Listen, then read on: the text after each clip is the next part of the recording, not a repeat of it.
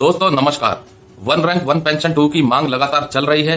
विसंगतियां दूर करने के लिए प्रयास किए जा रहे हैं और जो मीटिंगें हुई हैं उनसे निष्कर्ष ये निकला है, जैसा कि सोशल मीडिया प्लेटफॉर्म्स पर अलग अलग खबरें आ रही हैं कि सरकार के पास पैसा नहीं है उनकी मांगों को पूरा करने के लिए। तो फिर सवाल ये खड़ा होता है, वन रैंक वन पेंशन 2 की विसंगतियों को दूर करने के लिए सरकार के पास पैसा नहीं होगा तो फिर किसके पास होगा?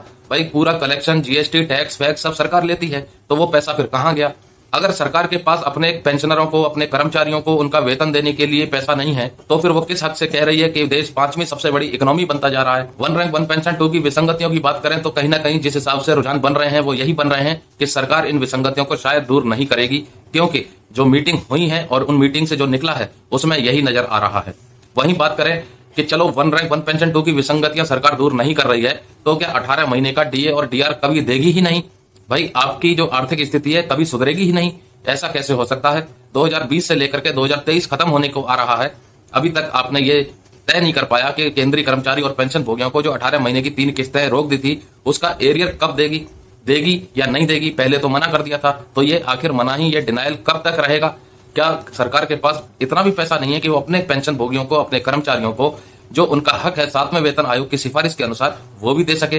तो फिर देश आंकड़े क्या पेश करता है, जनता को क्यों गुमराह कर रही है ये सरकार? बहुत सी चीजें हैं, बहुत सी विसंगतियां हैं जिनके ऊपर गौर करना बाकी है।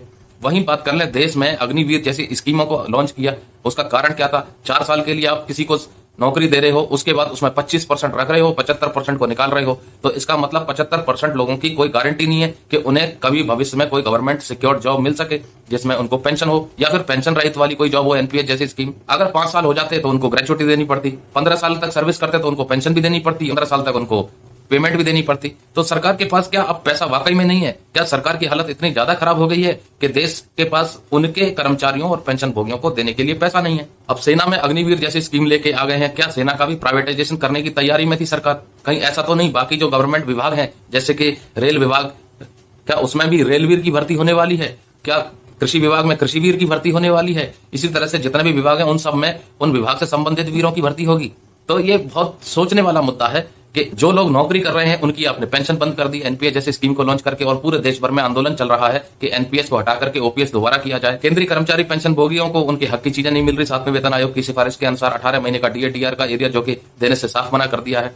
भूतपूर्व सैनिक जो रोड पर आ गए हैं, देश के अलग अलग कोनों पर ज्ञापन सौंप रहे हैं कि उनके हक की चीजें उन्हें दी जाए, उनकी पेंशन को दुरुस्त किया जाए, जो वन रैंक वन पेंशन 2 की विसंगतियां हैं उनको दूर किया जाए, उस पर भी कोई विचार नहीं हो रहा है। तो अब ये कैसे मान लिया जाए? अभी तक 7वें वेतन आयोग की सिफारिश के अनुसार ही काम पूरे नहीं हुए हैं, तो 8वें वेतन आयोग में आप क्या देंगे? तो अब सवाल ये खड़ा होता है, क्या तमाम केंद्रीय कर्मचारी, सरकारी कर्मचारी, पेंशन भोगी, उनके परिवार, उनके रिश्तेदार दोबारा से भारतीय जनता पार्टी को लेके आएंगे? अब दोस्तों आप खुद ही तय कीजिए, इस सरकार के रहते क्या केंद्रीय कर्मचारी और पेंशन भोगियों को लाभ मिल पाएगा या नहीं मिल पाएगा? कमेंट करके जरूर बताइएगा। जय हिंद, जय भारत दोस्तों।